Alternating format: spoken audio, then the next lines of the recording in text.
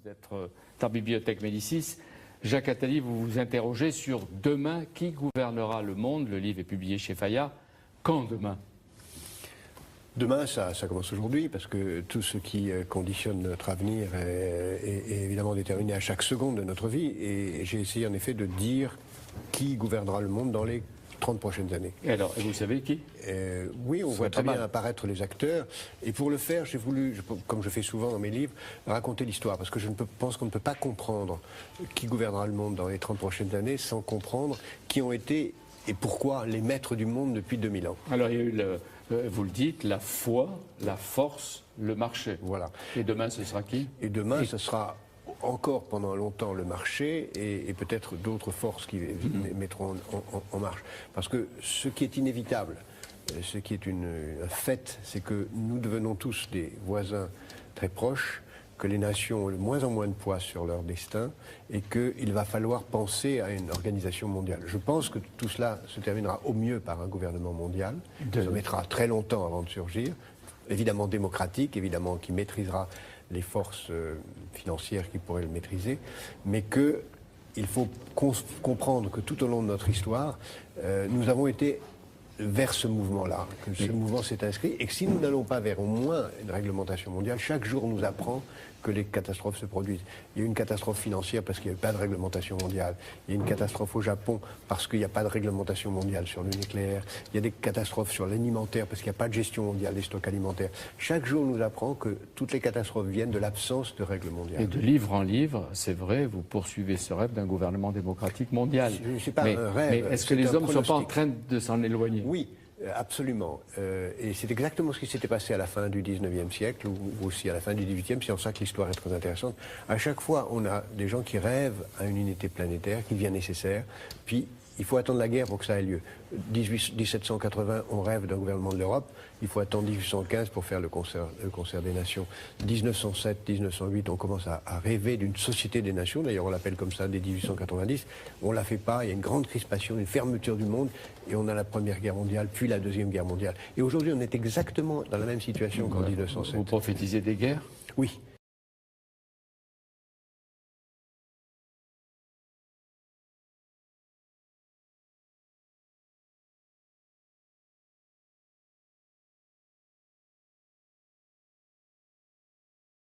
D'abord, premièrement, il faut assumer le fait que nous ne serons plus une très grande puissance si l'Europe ne l'est pas.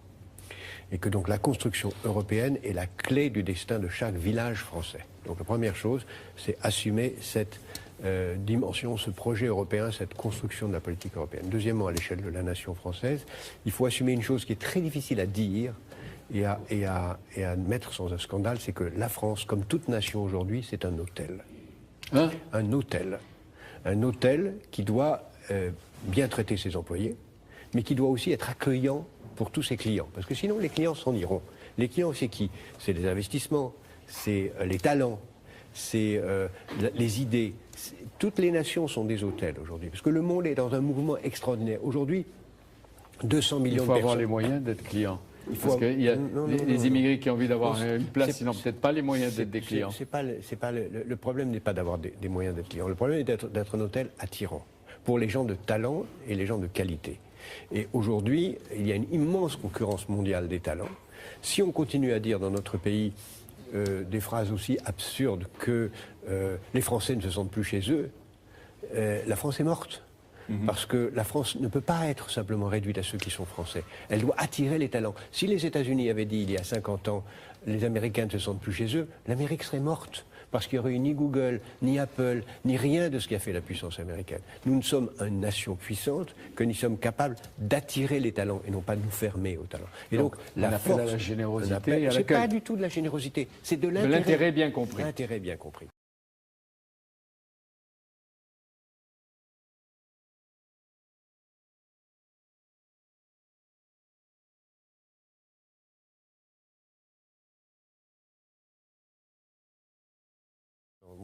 Dans mon livre, j'ai essayé de raconter l'histoire de la façon dont on pensait le monde depuis Alexandre le Grand, qui se présentait le maître du monde. Et à la fin du 19e siècle, on se trouve dans une période globalement très intéressante, non pas seulement en elle-même, mais parce qu'elle ressemble beaucoup à la période d'aujourd'hui. C'est une période où il y a comme vous venez de le dire, une extraordinaire prise de conscience du monde. Il y a le best-seller planétaire qui est Le Tour du monde en 80 jours, bien avant 1872. Il y a l'installation d'un méridien unique, je rappelle qu'il y a une banalité aujourd'hui, mais il y a l'idée de l'espéranto, tout le monde croit qu'on va avoir une langue universelle. Il y a le fait que commencent à apparaître des premières institutions internationales. La première, c'est l'institution de la poste, l'institution du télégraphe, les premières institutions mondiales, première organisation internationale. Il y a l'idée que le monde va être... Il y a Victor Hugo qui parle déjà d'un gouvernement mondial, beaucoup d'autres le font à cette époque. Il y a l'idée qu'on est parti vers un moment heureux. Il y a l'idée de la monnaie européenne qui apparaît en 1860 avec ce que les Anglais appelaient d'un air méprisant l'Union latine. C'est une façon de parler déjà d'une nation méditerranéenne, mais il y a déjà l'idée d'une Union européenne. Il y a l'idée aussi d'un gouvernement mondial par Léon Bourgeois des Français qui parle de la Société des Nations. Tout ça est en place. Mais il faut bien voir que très peu de temps après, moins de 20 ans après ce que dit M. Corbin, moins de 20 ans après, nous entrons dans une période épouvantable qui va durer 60 ans.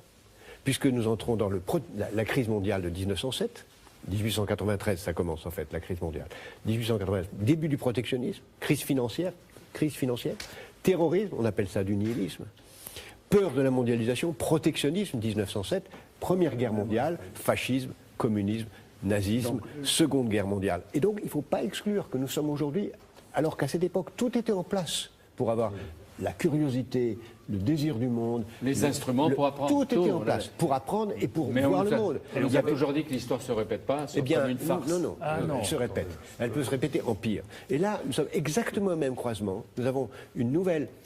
Dans l'histoire, j'en ai repéré une bonne dizaine d'épisodes de ce même genre.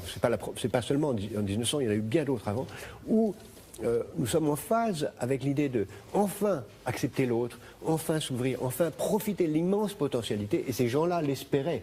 Et ces gens-là, ils vont tous mourir, eux ou leurs enfants, pendant la guerre de 14. Je suis sûr que les noms de ces gens-là, ou de leurs enfants, ils sont tous sur le monument aux morts du village aujourd'hui.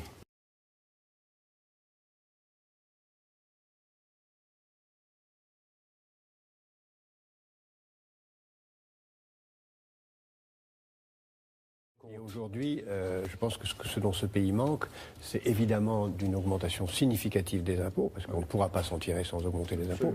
Il faut dire la vérité. Mais en même temps, ce n'est pas possible d'augmenter les impôts dans l'état d'incroyable injustice dans lequel se trouve le système fiscal actuel. Donc, je pense que le Sénat et M. Arthuis ont un rôle à jouer dans la réflexion qui va être d'une urgence extrême aujourd'hui pour la réforme fiscale. Mais notamment la compétitivité. Liliane Lenotre, vous avez conseillé des candidats ou des partis politiques qui préparent les élections présidentielles, parce qu'en leur disant il faut augmenter les impôts, même s'il faut une fiscalité juste, vous allez effrayer l'électeur. Mais effrayer, n'est-ce pas? Je vous rappelle ce que je dis depuis tout à l'heure, ce que nous sommes en train de dire. Nous sommes dans un moment de mondialisation extrêmement dangereux, où les petits germes de fascisme, de totalitarisme, de dictature sont là. Dans toute l'Europe. Sont là. Tous les gouvernements en Europe sont malades. La France a un gouvernement qui n'est ultra minoritaire. L'Italie a un président du Conseil qui est en justice. L'Espagne a un Premier ministre qui a dit qu'il ne se représenterait pas. Le Portugal n'a pas de gouvernement. L'Angleterre, des millions de gens dans la rue. La Belgique n'existe pratiquement plus. L'Allemagne a un gouvernement qui est à volo parce qu'ils sont démagogiques jusqu'au bout et que malgré leur démagogie... Et donc ça comporte quel danger?